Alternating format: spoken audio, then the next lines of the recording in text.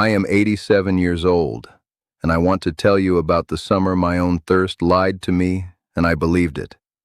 I was mowing the ditch bank in July with a full jug beside me that I never once opened, because I was not thirsty.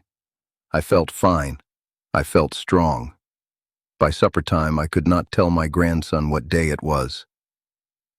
That fall, I sat at the kitchen table with a pencil and wrote out every wrong thing I believed about water. When I stopped, there were nine confessions, in my own handwriting.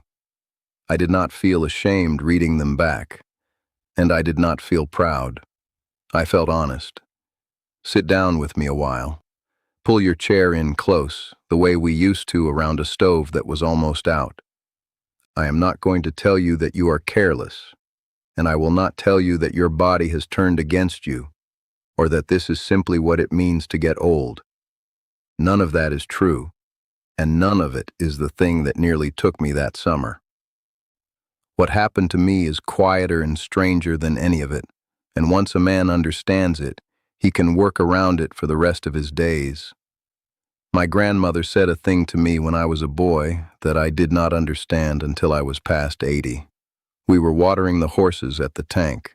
I asked how she knew they wanted it since they made no fuss. She said, "We do not ask the horses. We water them by the sun." Then she said the part I have carried ever since. Thirst is a messenger, she said, and messengers get old too. When he is young, he runs the whole way and knocks hard on the door. When he gets old, he still sets out, but he stops at the gate, and some days he sits down in the road and never arrives. The need did not shrink. The messenger did. That is the whole of it. After 70, a body still runs dry on the same schedule it always did. But the word about it comes late, comes soft, or never comes. So let me give you the first confession. It is the one that nearly ended me. The first confession is that I waited to feel thirsty before I drank. That was the summer the creek behind my place went to sand. I had the ditch bank to mow, and I told myself I would drink when I wanted to. I had my jug right there. I am not a foolish man. But the wanting never came, so the jug stayed full, and I mowed from 9 in the morning until the shadows got long. I remember the mower running and the smell of cut grass. Then I remember my grandson's hands on my shoulders, asking me the same question 3 times. What day is it? 3 times, and I could not find it anywhere. My grandfather used to say the ground is thirsty a long while before the corn shows it. I had been dry since 11 that morning. My mouth simply never sent word. What I changed was small. I stopped asking myself whether I wanted water and started asking what time it was. Before I go on, let me set one small thing down beside you. I gathered these old teachings into a little book called The Native Way, and you will find the link in the description under this video. It holds the water schedule I keep now, the way my grandmother kept hers, along with the rest of what the old ones handed me about eating and sleeping and sitting still. There is no pressure at all in my saying so. I am here with you whether you ever open it or not, and I am holding nothing back behind it. Before I give you the second, I want one thing understood. Not a single one of these 9 is a scolding aimed at you. Every one of them is something I did myself, in my own kitchen, with my own 2 hands, certain I was doing right. Now let me give you the second confession, because it is the one that fools the most men my age, and it fooled me for 30 years. The second confession is that I counted my coffee as water. 3 cups before 8 in the morning, and I would sit back in that chair feeling watered, the way a field feels after a rain. My wife's percolator ran 40 years in that kitchen, and I never once thought of it as anything but goodness. Coffee is not nothing. I will not stand here and tell an old man to give up the one warm thing in his morning. But coffee is a borrower. It takes a little back out the other side, and if it is the only thing crossing your lips before noon, You are running a whole household on borrowed money and calling it income. My grandmother said a guest who eats and brings no food is still welcome at the table, but you do not plan your winter around him. Now I take one plain glass of water before the first cup, standing at the sink, before the day gets its hands on me. The coffee still comes. It just does not come first anymore. The third confession is that I only drank at the table. Water belonged with food, the way a fork belongs with food. Breakfast, dinner, supper, and that was the whole account of it. 3 swallows a day, hours of nothing in between, and I called that being sensible. My granddaughter caught me at it last spring. She had driven out to help me move a woodpile. She asked what I had drunk since morning. Coffee at 7, I told her, and a glass at noon. It was 4 in the afternoon. She said nothing. She went in the house, came back with a jar, and set it on the stump beside me. Every time she passed, she tipped her chin at that jar until I picked it up. That is how a young one tells an old one he is wrong without ever saying so. My grandmother said a house is not kept by sweeping it once on Sunday. You do not fill a body 3 times and expect it to hold the other 21 hours. There is a jar on my windowsill now, and it does not wait for a plate to be set in front of it. The fourth confession I have heard out of more men my age than any other. It is that I shut my water off after supper on purpose. I did it so I would not have to make that trip down the hall at 2 in the morning. That is an honest fear, and I will not make light of it. The floor is cold. The house is dark. A hip that has been broken once does not forget it. So I would sit through the whole long evening dry and then sleep 8 hours dry on top of that, and rise in the morning already half a day behind. My grandfather had a saying about the man who saves the short trip and buys the long one.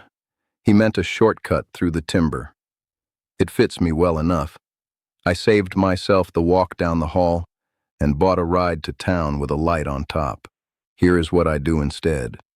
I take my water earlier and heavier, through the morning and the afternoon, easing off in the last hour or 2 before bed. I did not quit the evening.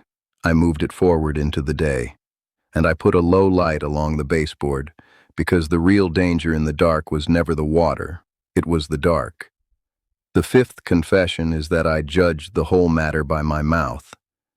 If my mouth was wet, I was fine. That was my gauge for 80 years. It is hardly a gauge at all after 70. Half the pills in my cabinet dry a mouth on their own. A man can have a parched mouth and be watered well underneath, or a comfortable mouth and be running low. My grandmother said the porch is not the house. A man can stand on a dry porch with every room behind him warm. So I quit reading my mouth. I read the clock instead. And once a day I read the color in the bowl, which is not a polite thing to bring up in company. But it is the plainest sign an old man has, and it costs him nothing to look. The 6th confession is that when the low water finally showed itself in me, I gave it every name but its own. The cramp that woke me in the calf at 3 in the morning, I called that age. The headache behind my eye by mid-afternoon, I called that my glasses wanting to be stronger. The dizzy step when I stood too quick off the porch chair, I called that my ears. The thickness in my thinking after a hot afternoon. The word that would not come. My own grandson's name arriving 2 seconds late. I called all of that the beginning of the thing every old man lies awake afraid of. The constipation I called my diet. The short temper I called my nature. My grandfather said a man who does not want the true name of a thing will find 40 other names and wear every one of them out. Not one of those names was a lie, exactly. They simply were not the first thing to check, and the first thing to check cost nothing. The 7th and the 8th I will set down side by side, because they grow out of the same root. The 7th confession is that I believed thirst was a summer matter.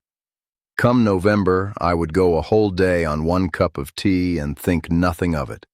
But that furnace pushes dry air through this house all winter, and cold weather takes the wanting away entirely. A man feels no thirst at all in the cold, and he goes down just the same. My grandmother said cold is the quietest thief in the country because it takes what it wants and never leaves a track in the snow. The eighth confession is pride, plain and simple. I would not ask my daughter-in-law to bring me a glass while she was already carrying 2 plates. I would not set a jar out on the porch rail because a jar on the rail looked like the first thing a family points at when they start using words like assisted and arrangement. So I sat out there dry, guarding an idea of myself, while the actual man inside the idea went down. My grandfather said pride weighs more than a water jar and does a man considerably less good. I carry the jar now. It has a handle on it. It is not a verdict on anybody. And now the 9th confession, which is the one I am least proud of because it came along after I already knew better. The doctor told me, after that summer, to drink on a schedule and not on a feeling. My daughter wrote the hours out on an index card and taped it to the cupboard door where I could not miss it. And I did it. For 11 days I did it beautifully. Then I felt fine. That is the whole reason, and I am ashamed of how small it sounds. Feeling fine, I decided I had earned my way back to trusting the feeling. I took the card down so my kitchen would not look like a hospital room. Inside a month, I was back to a jug I never opened. That is the confession underneath all the others. I knew the messenger had gotten old. I knew he sat down in the road.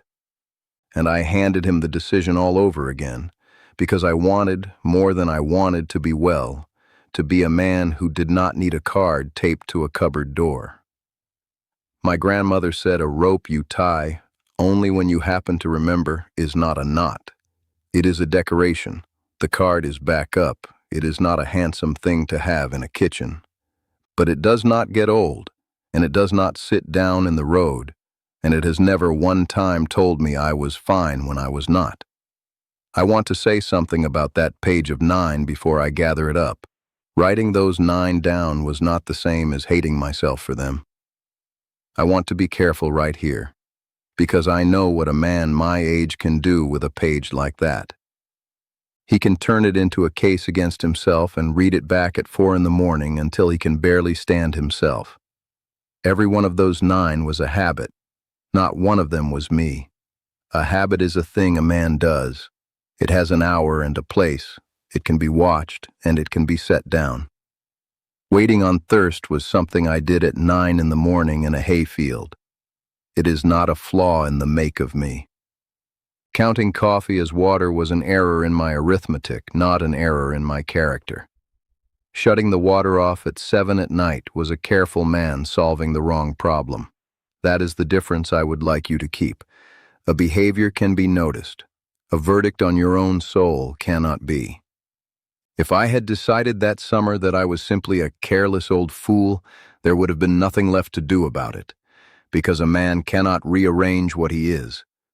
But he can move a glass of water 4 hours earlier in his day. He can put a card on a cupboard. The 9 never told me who I was. They told me what I did on a Tuesday. And whatever a man does on a Tuesday, he is free to do differently on Wednesday. So let me gather this up for you now, the way my grandmother gathered the ends of her shawl before she stepped out the door. 9. I waited on the feeling. I counted coffee as water. I drank only at the table. I shut the water off after supper to save myself a hallway. I read my mouth instead of the clock. I gave the low water 40 other names, age and eyes and ears and diet and temper and worse. I believed the cold months did not count. I let pride keep the jar off the porch rail, and I took the card down off the cupboard the very minute I felt fine. Now turn all that toward your own kitchen for a minute, because that is the only place any of this does a bit of good. When did you last drink water because the hour had come, and not because something in you asked for it? Do you know what time your first glass was today? Or only that you had one somewhere? Is there a jar in your house you would be a little embarrassed to have a neighbor notice? And if somebody asked you tonight what you have had since morning, would you have to sit and think, or would you know? I am not asking you to answer me. I am asking you to answer yourself, because the count belongs to you. I know some of you are sitting there right now with a question you would rather not say out loud. Is it too late for me? 87 years have taken a good deal from me. My knees, most of the hearing on my left side, and the messenger we have been talking about this whole while. But there are two things age has not taken from me. You can still notice one habit, and you can still make one ordinary choice about it. One glass, 1 hour earlier. Today. I am not promising you what that will do. I do not know your body and would not insult you by guessing. I'm telling you only that the noticing is still yours, and so is the choosing. I would like to hear from you now.